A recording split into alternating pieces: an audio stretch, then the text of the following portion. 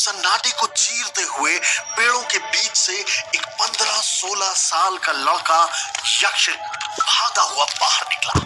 उसका दुबला पतला शरीर थर थर कांप रहा था। उसकी आंखों में सिर्फ खौफ था और तभी उसका खौफ जंगल को चीरता हुआ उसके पीछे आया। भेड़ियों का एक झुंड, और न जाने कब से वो झुंड भूखा था। 14 साल के यक्ष के पांव थक चुके थे। वहीं भेड़ियों के पांव तेज गति से उसकी तरफ बढ़ रहे थे। आंखों में भूख, जिह्वा से लार टपक रही थी और अगले ही पल भेड़ियों ने यक्षित पर झपट्टा मारा। यक्षित लड़खड़ा कर गिर गया और अपने सामने मृत्यु को देखकर अपना चेहरा ढक लिया। लेकिन इससे पहले कि उस भेड़िए का पंजा यक्षित के चेहरे तक पहुंच पाता, हवा में बांस की एक लाठी घूमी और सीधा उस भेड़िए के चेहरे पर पड़ी। ये वार इतना जोर का था कि भेड़िया हवा में उड़ता हुआ पीछे पेड़ के तने से जा टकराया। भेड़ियों की दर्द भरी आवाज सुनकर यक्षित ने अपनी आंखें खोली और देखा कि उसका रखवाला सर से पैर तक काले रंग की पोशाक में ढका था। उसकी आंखें किसी तीखी कटार सी चमक रही थी। अपने सामने अपने रखवाले को देखकर यक्षित चिल्ला उठा, अरे इतनी जल्दी मुझे क्यों बचाने आ गए? मेरा एक हाथ पैर भेड़ियों के मुंह में होने के बाद आते ना तुम। परंतु उस लड़की ने एक झटके में यक्षित को ऊपर खींचा और झड़की देते हुए कहा, और तुम पंचम विद्या का अभ्यास किए होते तो एक ही दांव से 8 भेड़ियों का शिकार कर सकते थे। फिर तुम्हें अपनी दीदी के सहारे का इंतजार नहीं होता। ये सब नहीं सिखाया था क्या तुम्हें शक्तिशिला में? हाँ? गुस्से से भरा हुआ यक्षित अपना हाथ अपनी दीदी देविका से छुड़ा कर बोलता है, तुम्हारा भाई अभी अभी भेड़ियों का भोजन होने से बचा है और तुम उसे ही ज्ञान दे रही हो। तुम और पिताजी हमेशा ये अभ्यास, शक्तिशिला और प्रतियोगिता को लेकर क्यों शुरू हो जाते हो? मैंने कितनी बार कहा है नहीं करना मुझे अभ्यास, नहीं रहना मुझे ऐसी जगह जहां भूखे भेड़िए घूमते हैं। दम घुटता है दीदी, दम घुटता है मेरा इस जंगल में। लेकिन तभी एक कड़कती हुई आवाज गूंज उठती है, तो कहां रहना है तुम्हें? शहर के कमजोर घरों में जहां बच्चे सामान्य विद्यालय में पढ़ने जाते हैं? जैसे सपेरे को देखकर सांप अपना सिर झुका लेता है, ठीक उसी तरह अपने पिता श्रीकांत को देखकर यक्षित ने अपना सिर झुका लिया। श्रीकांत गुस्से से लाल थे और उन्होंने कहा, अरे उन विद्यालयों के बच्चे तुम्हारे चरणों में आ गिरेंगे जब उन्हें पता चलेगा कि तुम शक्तिशिला के विद्यार्थी हो। और तुम्हें यह मौका इसलिए मिल रहा है क्योंकि तुम्हारा जन्म कौशल के महान वंश में हुआ है और तुम्हारी जिम्मेदारी है कि तुम अपने महान वंश का नाम रोशन करो। अगले ही पल श्रीकांत ने यक्षित का कंधा जोर से पकड़ा और कहा, तुम्हारा भागना और डरना बहुत हुआ। अब तुम उस महाप्रतियोगिता की तैयारी करो जिसके लिए मैंने तुम्हें सालों से अभ्यास करवाया है। पिता की बात को सुनकर यक्षित की आंखें भर आई और वो उनसे अपना कंधा छुड़ाकर जंगल की तरफ भागा। अपने कमजोर लड़के को देखकर श्रीकांत ने एक थकी हुई आह भरी और देविका ने कहा, भाई सिर्फ भागना जानता है बाबा, आखिर शक्तिशिला में लड़कियों के लिए अभ्यास का नियम क्यों नहीं है? अगर होता तो अपने वंश का नाम रोशन करने के लिए मैं अकेली ही काफी हूँ। आखिर यक्षित की क्या गलती थी कि उसका जन्म उस वंश में हुआ है जिस वंश के पूर्वज भारत के सर्वश्रेष्ठ महानायक की मदद करने के लिए सदियों पहले अपना घर बार छोड़कर लंका के राक्षस राज के खिलाफ लड़ने गए थे। युद्ध के बाद वापस लौटते समय उस दल के कुछ सैनिक दक्षिणी विंध्य पर्वत के तराई भागों में बस गए। लंका में राक्षसों के वध में जो विद्या उन्होंने प्रयोग की थी, उस विद्या को जीवित रखने के लिए उन्होंने शक्तिशिला जैसे महाविद्यालय की स्थापना की। लेकिन यक्षित उस महान वंश की आज की पीढ़ी है। अपने अतीत और वर्तमान में खोए यक्षित के पांव अचानक रुक गए जब उसने फिर से वही आवाज सुनी जो सुबह सुबह उसके लिए मौत का पैगाम लेकर आई थी। हाँ, भेड़िए फिर से गुर्रा रहे थे, लेकिन इस बार सिर्फ पीछे से नहीं, हर तरफ से। यक्षित अपने पिता को याद कर एक सांस लेते हुए उनका मुकाबला करने के लिए तैयार हुआ। लेकिन अचानक भेड़ियों की गुर्राहट जोर की हंसी में बदल गई और पेड़ों के पीछे से चार लंबे चौड़े लड़के यक्षित की तरफ भागते हुए आए। उन्होंने छलांग लगाई और अगले ही पल यक्षित जमीन पर गिरा हुआ था। ये बच्चे यक्षित के सहपाठी हैं और उनका मुखिया विक्रांत हंसते हुए कहता है, भेड़ियों के साथ लड़ेगा नन्हे राजकुमार, पंच विद्या का प्रयोग करके लड़ेगा। यक्षित दर्द से कराह उठा और खींचते हुए बोला, छोड़ो, कपड़े छोड़ो मेरे। विक्रांत उसे चिढ़ाते हुए बोला, क्यों? सुबह तो भेड़ियों के डर से अपने कपड़े खुद उतार रहा था तू। विक्रांत का चमचा प्रतीक यक्षित का हाथ पकड़कर बोला, इसका नाम ऐसे ही मूर्खाधिराज थोड़ी ना पड़ा भाई। तृतीय विद्या से आगे बढ़ ही नहीं रहा है ये गोजू। पांचवी विद्या कहां से लाएगा? खुद ही खत्म कर डालेगा ये अपने वंश को। अपना मजाक उड़ते हुए देखकर यक्षित को गुस्सा बहुत आया और वो कुछ कर नहीं सकता था। तभी विक्रांत फिर से बोल उठा, चल, भेड़ियों के साथ तो अभ्यास कर लिया तूने, अब थोड़ा हमारे साथ भी कर ले। सुनते ही यक्षित के कदम पीछे हटे और ये देखकर विक्रांत मुस्कुरा कर बोला, अबे ये तो भाग रहा है। अच्छा चल, तू भागने में ही माहिर है ना, तू भाग कर ही दिखा दे उस पहाड़ की चोटी तक।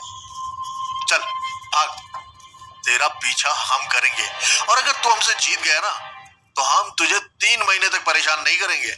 अपने आप को बचाने के लिए यक्षित के पास न तो कोई हथियार था और न ही कोई अपना। मजबूरी में यक्षित जल्दी से पीछे पलटा और लड़खड़ाते हुए गिरते पड़ते वहां से भागने लगा। जितना कोशिश वो भागने की कर रहा था, विक्रांत और उसके साथी उतने ही जोर जोर से हंस रहे थे। पहाड़ का रास्ता जंगल से होते हुए ऊपर की तरफ जा रहा था। यक्षित की सांसें फूल रही थी। वो सुबह से भाग रहा था लेकिन अब उसके पैर उसका साथ नहीं दे रहे थे। आसमान की तरफ देखते हुए यक्षित मन ही मन कहने लगा, हे भगवान, कोई चमत्कार नहीं हो सकता क्या? क्या आप मुझे ऐसी शक्ति नहीं दे सकते ताकि मैं इन बदमाशों से निपट सकूं? कुछ ऐसी शक्ति दीजिए ताकि मैं अपने पिता की नजरों में कुछ बन सकूं, ताकि मेरी बहन भी मुझ पर ना हंस सके। आसमान से कोई चमत्कारी बिजली नहीं चमकी, बल्कि विक्रांत और उसके लड़कों ने यक्षित को चारों तरफ से घेर लिया। अगले ही पल विक्रांत ने यक्षित का गला पकड़कर कहा, चल, बाकी का रास्ता हम तुझे लेकर चलते हैं। यक्षित ने प्रार्थना करना भी बंद कर दिया। वो लोग उसके शरीर को नुकीले पत्थरों के रास्ते से खींचते हुए ऊपर की ओर ले जाने लगे। यक्षित मन ही मन सोचने लगा, शायद इसीलिए उसके पिता और बहन उसे मजबूत बनाना चाहते हैं। और तभी उसकी नजर चोटी की तरफ गई जो बिल्कुल उसके करीब थी। उसे समझ आया कि ये खेल चोटी तक पहुंचने का नहीं, बल्कि ये लोग उसे चोटी के नीचे खाई में फेंक देंगे।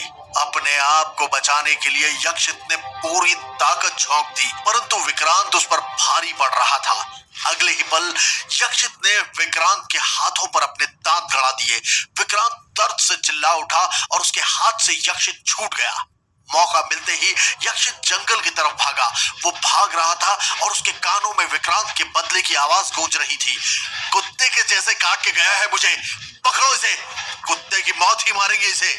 लेकिन जंगल में भागते हुए पीपल के पेड़ के करीब से गुजरते हुए यक्षित मुस्कुराया। उसे पता था कि एक बार वो घने जंगल के अंदर घुस गया तो ये लड़के उसे पकड़ नहीं पाएंगे। कुछ भी हो, आखिर ये जंगल उसका दोस्त है। लेकिन तभी कुछ पल बाद यक्षित अचानक रुक गया। अपनी बाईं तरफ के पेड़ को देखकर उसकी खुशी गायब हो गई। उसने सोचा, ये तो वही पीपल का पेड़ है जिसके बगल से कुछ ही पल पहले गुजरा था वो। मतलब कि वो जंगल में खो गया है। अब विंध्य पर्वत के जंगलों में उसे भटकना पड़ेगा।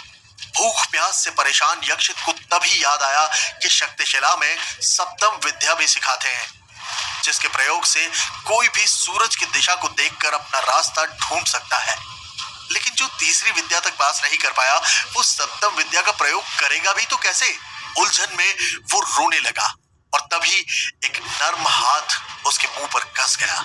यक्षित के सामने किसी अप्सरा से भी सुंदर एक लड़की खड़ी थी, जिसे देखकर यक्षित फुसफुसाया, इंदुमती। इंदुमती अक्सर उसे महाविद्यालय जाते हुए रास्ते में मिल जाया करती थी। उसे लड़के इस जंगल में कभी फल तो कभी फूल चुनते हुए देखा करते थे। यक्षित ने भी इससे पहले कई बार उसे बस दूर से ही देखा था, लेकिन आज वो लड़की उसके ठीक सामने खड़ी थी। इससे पहले कि यक्षित कुछ कहता, इंदुमती बोली, इस तरफ से निकलो वरना वो लोग फिर आ जाएंगे। यक्षित को कुछ समझ में नहीं आ रहा था। वो अटकते हुए बोला, लेकिन तुम्हें विक्रांत के बारे में कैसे? इंदुमती अपनी कोमल उंगलियों उसके होठों पर रखती हुई बोली, तुम्हारी हैरानी और उनकी शैतानी दोनों ही देख रही थी मैं, और देखा नहीं गया मुझसे, इसलिए मैं आ गई तुम्हारी मदद को। चलो चलो मेरे साथ, यहाँ से एक मार्ग है जो हमें बाहर ले जाएगा। इतना कहकर उसने अपने नर्म हाथों से यक्षित की कलाई पकड़ी। उसके छूते ही यक्षित को जैसे एक झटका सा लगा। इंदुमती का यह स्पर्श यक्षित के लिए बिल्कुल अनोखा था। इंदुमती उसे लेकर घने जंगलों की पतली पगडंडियों से होकर भागती चली जा रही थी। उसके काले घने बाल हवा में लहरा रहे थे और उसमें से फूलों की भीनी भीनी खुशबू उसके दिमाग पर छा रही थी। इस समय यक्षित को और कुछ भी याद नहीं रहा, न वो भेड़िए न वो लड़के, बस वो इंदुमती के साथ कदम से कदम मिलाते हुए आगे बढ़ रहा था। लेकिन अचानक इंदुमती ने उसका हाथ छोड़ दिया। उसने अपने हाथ की तरफ देखा जिस पर इंदुमती की उंगलियां नहीं थी, और अगले ही पल वो लड़की जंगलों में गायब हो गई। और तभी यक्षित किसी से जा टकराया और एक जानी पहचानी आवाज ने उससे कहा, वापस आ गए नन्हे राजकुमार? ये आवाज विक्रांत की थी। तभी प्रतीक ने कहा, जो लड़की विक्रांत के लिए आहें भरती है वो इसके लिए इतना तो कर ही सकती थी। विक्रांत ने एक जोरदार घोंसा यक्षित के पेट में मार कर बोला, ये ले मुझे काटने की सजा। पेट में चोट लगते ही यक्षित दर्द से तड़पते हुए घुटनों पर गिर गया। यक्षित के गिरते ही विक्रांत के बाकी साथी भी उस पर टूट पड़े। थोड़ी देर बाद विक्रांत उन सभी को रोककर बोला, नहीं, या नहीं, इसे उसी पर्वत की चोटी पर लेकर चलो, वहीं मृत्यु देंगे इसे। वो लोग यक्षित के हाथ पैर मुंह पकड़कर उसे घसीटते हुए जंगल के रास्ते उसी पर्वत की चोटी पर ले जा रहे थे। वहीं दूसरी तरफ बाकी बच्चों को घर लौटते देखकर श्रीकांत को यक्षित की चिंता हुई। उनके मन में तरह तरह के उल्टे सीधे ख्याल आने लगे। यक्षित अभी तक क्यों नहीं लौटा? कहीं मेरी डांट के कारण सचमुच घने जंगल के रास्ते वो शहर की तरफ तो नहीं चला गया? श्रीकांत और देविका दोनों ही यक्षित को ढूंढने के लिए तुरंत घर से निकल पड़े। अंधेरा घिरने लगा था। भेड़ियों के रोने की आवाजें अब सुनाई देने लगी थी। दोनों पिता और बेटी उस अंधेरे में यक्षित को पुकारते हुए आगे बढ़ रहे थे। वहीं दूसरी तरफ यक्षित अपने पिता और बहन की आवाज सुनने के बाद भी अपना मुंह बंद होने के कारण मदद के लिए चीख नहीं पा रहा था। विक्रांत और उसके लड़कों की पकड़ मजबूत थी। यक्षित चाहकर भी लड़कों की मजबूत पकड़ के कारण असहाय था। उसका कोई प्रतिरोध किसी भी काम नहीं आ रहा था। बेबसी के कारण उसकी आंखों से आंसू बहने लगे और अगले ही पल वो यक्षित को घसीटते हुए पर्वत की चोटी तक ले आए।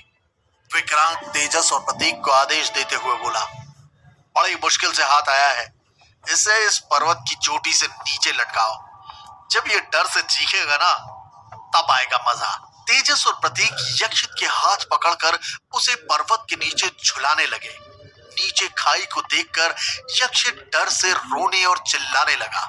विक्रांत और उसके साथी जोर जोर से हंसने लगे, लेकिन तभी प्रतीक और तेजस का पांव फिसला और यक्षित का हाथ उनके हाथ से छूट गया। यक्षित खाई के अंधकार में गिर रहा था और अगले ही पल उसकी एक दर्द भरी चीख पूरी तराई में गूंज गई। विक्रांत और उसके साथी डर के मारे वहां से भाग गए। वहीं यक्षित की ये चीख आधे मील दूर खड़े श्रीकांत और देविका ने भी सुनी। उन्होंने हैरानी से एक दूसरे की तरफ देखा और उनके मुंह से एक साथ निकल पड़ा, यक्षित। पहाड़ की तराई में खून से लिप्त यक्षित मृत समान पड़ा हुआ था। क्या हुआ यक्षित का? क्या मृत्यु उसे अपने साथ ले जाएगी या कुछ और लिखा है उसके भाग्य में? जानने के लिए सुनते रहिए युग पुरुष यक्षित, सिर्फ और सिर्फ पॉकेट एफएम पर। मैंने तुम्हें उसे जान से मारने के लिए नहीं कहा था। डरा हुआ विक्रांत अपने से प्रतीक को दूर धकेलते हुए चीखा, अगर यक्षित की लाश किसी को भी मिली ना। अचानक विक्रांत ये बोलते हुए सिहर उठा।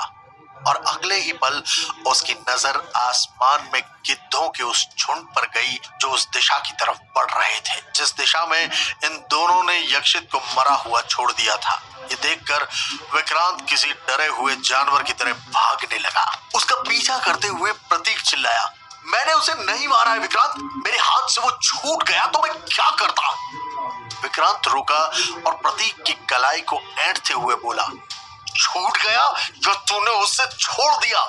इन गिद्धों को तो पता चल गया है, इंसानों को भी जल्द पता चल जाएगा प्रतीक। ये कहकर वो फूट फूट कर रोने लगा। याद है स्वर्ण का बेटा इसी पहाड़ से फिसल कर मरा था, किसी को आज तक कुछ पता चला? मैंने उसे देखा था फिसलते हुए। प्रतीक ने विक्रांत को चुप करते हुए कहा। अचानक विक्रांत ने रोना बंद कर दिया। प्रतीक ने डूबते हुए सूर्य की तरफ उंगली करते हुए कहा, जिस पहाड़ की तराई में सूर्य की रोशनी नहीं पहुंच सकती, वहां गिद्ध और इंसान कैसे पहुंच सकते हैं? समझ। विक्रांत के चेहरे पर उम्मीद की किरण लहर उठी और उसने मुस्कुराना शुरू किया। उसका मुस्कुराना अट्टहास में उतनी तेजी से बदल गया जितनी तेजी से सूरज डूब गया और रात फैल गई। विक्रांत किसी राक्षस की तरह चिल्लाता हुआ बोला, अच्छा हुआ मर गया यक्षित। यक्षित चीखते हुए श्रीकांत और देविका विंध्य पर्वत की तराई में भटक रहे थे। अचानक श्रीकांत रुके और उन्होंने बेचैनी से कहा, सब मेरी गलती है, मुझे हमेशा उसका पिता बनकर नहीं, कभी कभी उसके माँ बनकर भी बात करनी चाहिए थी। वो चीख कर बोले, मेरे बच्चे कहाँ है तू? आजा मेरे पास, अब मैं तुझे कभी नहीं डांटूंगा। कोई जवाब न पाकर श्रीकांत और बेचैन हो उठे और उन्होंने कहा, कोई जवाब नहीं, क्या करूं मैं इस लड़के का?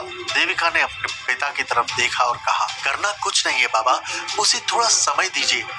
जीवों की आपस में तुलना करना ठीक नहीं, सबकी अपनी अपनी गति होती है। मैं कह रही हूँ जिस दिन यक्षित अपनी गति पकड़ेगा तो सबको पीछे छोड़ देगा। सच। रुआ से होकर श्रीकांत ने कहा, हाँ सबको पीछे छोड़ देगा, वो जानता हूँ, मेरा बच्चा है वो, लेकिन पहले वो हमें मिले तो सही। वहीं दूसरी तरफ नुकीले पहाड़ों पर खून के निशान चमक रहे थे और यक्षित का शरीर बेजान सा पड़ा हुआ था। आसमान में गिद्ध मंडरा रहे थे और नीचे तराई पर अचानक गुर्राहट की आवाज हुई। जंगलों को चीरता हुआ लाश की बदबू को सूंघते हुए एक विशाल गाय भालू निकला। उसके विशाल पांव और नुकीले नाखून आहिस्ते आहिस्ते यक्षित की तरफ बढ़ रहे थे। उसकी जिह्वा से भूख की लार टपक रही थी और अगले ही पल वो यक्षित के पास पहुंच गया। उसने यक्षित के पांव को सूंघा। जैसे सांप काटने से पहले अपना आकार बदलता है, वैसे ही वो भालू बार बार अपने शरीर को इधर उधर कर रहा था और तभी उसने यक्षित की नाक को सूंघना शुरू किया। उसने यक्षित के चेहरे पर अपने मुंह से ठोकर मारना शुरू किया, जैसे कि वो समझना चाहता हो कि उसका शिकार जिंदा है या मरा हुआ। यक्षित के शरीर में कोई हलचल न देखकर भालू समझ गया था कि यह मर चुका है और सभी जानते हैं कि भालू कभी मरे हुए का भोजन नहीं करता। वो वापस पलटकर जंगल की तरफ जाने लगा, लेकिन तभी यक्षित के पांव में कुछ हलचल हुई। भालू रुका। उसने तुरंत पलट कर देखा और फिर अपना कान यक्षित की छाती पर रख दिया। उसकी धड़कन सुनने के बाद भालू ने गहरी सांस ली और जोर से गुर्राहट की, जैसे कि वो समझ गया था कि ये जिंदा है।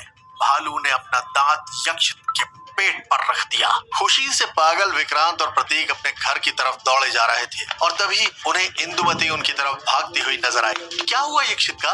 इंदुमती ने घबरा कर पूछा, लेकिन जवाब दिए बगैर विक्रांत ने उसका हाथ पकड़कर अपनी तरफ खींचा और अपनी बाहों में कसकर जकड़ लिया। अपने हाथ से इंदुमती की कमर को दबाते हुए उसने कहा, क्या होगा मेरी जान? वही होगा जो विक्रांत सोचता है और जो विक्रांत करना चाहता है। मर गया वो।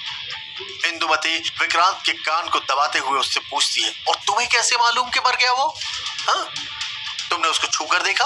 अचानक विक्रांत ने इंदुमती को छोड़ दिया और एक संदेह की नजर से प्रतीक को घूरा।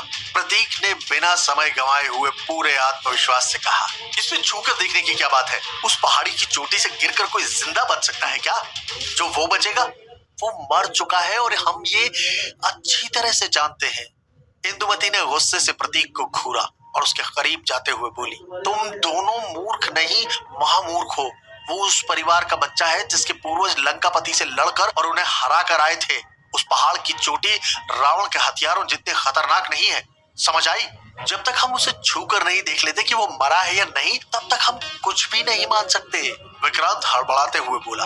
इंदुमती सही कह रही है प्रतीक, हमें चलकर ये देखना होगा कि वो मरा भी है या नहीं। अचानक आसमान से मोटी मोटी बूंदें गिरने लगी और पल भर में तूफान ने बारिश का साथ दे दिया। इंदुमती, विक्रांत और प्रतीक घनी बारिश में वापस विंध्य पर्वत की तरफ भागे। बिजली की कड़क से पूरा विंध्य पर्वत चमक उठा और चमक उठे उस भालू के दांत जो यक्षित के पेट पर गड़े हुए थे। भालू ने आसमान की तरफ देखा और तेज बारिश को मुंह से हराने की कोशिश करने लगा, लेकिन बारिश और तेज होती जा रही थी। भालू गुस्से से अपना सिर पत्थर पर मारने लगा जैसे कि वो बारिश से खींच रहा हो, और अगले ही पल उसने यक्षित का पांव पकड़ा और उसे पहाड़ से हटाकर पेड़ के नीचे ले जाने की कोशिश की। लेकिन तभी तूफान का एक अनोखा झोंका आया और भालू उलटकर पहाड़ पर गिरा। उसने यक्षित को फटाफट वहीं छोड़ दिया और तुरंत जंगल की तरफ भागा। वहीं श्रीकांत और देविका आसमान की बिजली से बचते हुए पागलों की तरह यहाँ से वहां यक्षित को खोज रहे थे। तभी आसमान में एक जोरदार बिजली चमकी और देविका की नजर चोटी के खाई की तरफ गई। ध्यान से देखने पर देविका घबराते हुए चिल्लाई, पिताजी, वो नीचे खाई में देखिए। देविका को ऐसे ही चीखते देखकर पिताजी ने फौरन उसकी तरफ देखा। पहाड़ की निचली तराई में दूर तक फैले हरे भरे जंगल के किनारे पर एक नीले रंग का कपड़ा दिखाई दे रहा था। इससे पहले कि पिता कुछ समझ पाते, देविका पहाड़ से नीचे पथरीली ढलान पर फुर्ती के साथ बिल्कुल सटीक कदम रखती हुई तेजी से नीचे उतरती चली गई। पलक झपकते ही वो अपने छोटे भाई तक पहुंच चुकी थी। उसने जल्दी से अपने हाथों में अपने छोटे भाई को उठा लिया। तब तक उसके पिता भी वहां आ गए थे। अपने बेटे को इस हालत में देख वो डर गए थे। यक्षित, बेटा यक्षित, ये क्या हो गया तुम्हें? तुम कुछ बोलते क्यों नहीं? तभी देविका ने यक्षित के पूरी तरह खून से सने सिर की तरफ इशारा किया। पिताजी, ये देखिए। पिताजी के मुंह से तुरंत निकला, हे भगवान, ये सब कैसे हुआ? देविका ने अपना कान यक्षित के सीने से लगाया और उसे अंदाजा हो गया कि यक्षित की सांसें चल रही हैं। वो उनसे बोली, पिताजी, हमें यक्षित को अभी के अभी आरोग्य केंद्र ले जाना होगा। बाप बेटी यक्षित को लेकर फौरन जंगल के रास्ते वहां से निकलने लगे। कुछ ही दूरी पर घने पेड़ों के आड़ में छुपी आंखें उन दोनों को यक्षित का शरीर वहां से ले जाते हुए देख रही थी। ये कोई और नहीं बल्कि इंदुमती, विक्रांत और प्रतीक थे। विक्रांत ने इंदुमती से पूछा, ओह नहीं, इन्हें यक्षित का शरीर मिल गया। अब हम क्या करेंगे? तुम लोगों के साथ अब मैं भी फंसूंगी। ये लोग उसे आरोग्य केंद्र ले जाएंगे और वो ठीक हो गया तो हम लोग गए काम से। ये सुनते ही विक्रांत भी चौंक पड़ा। अगर इसकी आंखें दोबारा खुल गई तो हमारी जिंदगी का सूरज भी डूब जाएगा। जान से मारने का झूठा आरोप लगा के ये हमें हमेशा के लिए बाहर करवा देगा। कहीं के नहीं रह जाएंगे हम। हमें अभी तय करना होगा कि हम अगला कदम क्या उठाएं। सभी दोस्तों ने एक दूसरे की तरफ फिक्र के साथ थोड़ी देर तक देखा। तभी इंदुमती बोली, हमारे बारे में कुछ भी बोलने से पहले इसे होश में तो आना पड़ेगा ना। अगर यक्षित कभी होश में ही ना आए तो? प्रतीक उनसे बोला, तुम लोग क्या बातें कर रहे हो? यक्षित का सिर देखा था ना, खून बहने के बाद कौन जिंदा बचता है? मेरी मानो तो फिक्र करने की कोई बात नहीं है। यक्षित जिंदा नहीं बच सकता। हाँ, विक्रांत प्रतीक को गुस्से से देखता है। हमारी जिंदगी का सवाल है, कोई चांस नहीं ले सकते हम। आरोग्य केंद्र वालों ने न जाने कितनी बार लोगों को मौत के मुंह से बचाया है। हमें कुछ तो करना होगा। प्रतीक विक्रांत के कंधे पर हाथ रखकर बोला, फिर तो और कोई चारा नहीं है हमारे पास, उसे जान से मारना ही होगा हमें। और वो सभी आरोग्य केंद्र की ओर निकल पड़े। उस प्राचीन से दिखने वाले कस्बे के ठीक बीचों बीच हरियाली से भरपूर जगह पर आरोग्य केंद्र बना था। वहां आज भी आयुर्वेदाचार्य और उनके सहायक दुर्लभ जड़ी बूटियों के पुराने लेकिन असरदार तरीकों से लोगों का इलाज किया करते थे। आरोग्य केंद्र के कोने पर मिट्टी के किसी खास बर्तन से होकर तेल की तरह एक दवा तांबे के बर्तन में बूंद बूंद करके इकट्ठा हो रही थी। वहीं दूसरी तरफ वैद्य के सहायक ओखली में कुछ खास दुर्लभ जड़ी बूटियों को पीसकर उनका अर्क निकाल रहे थे।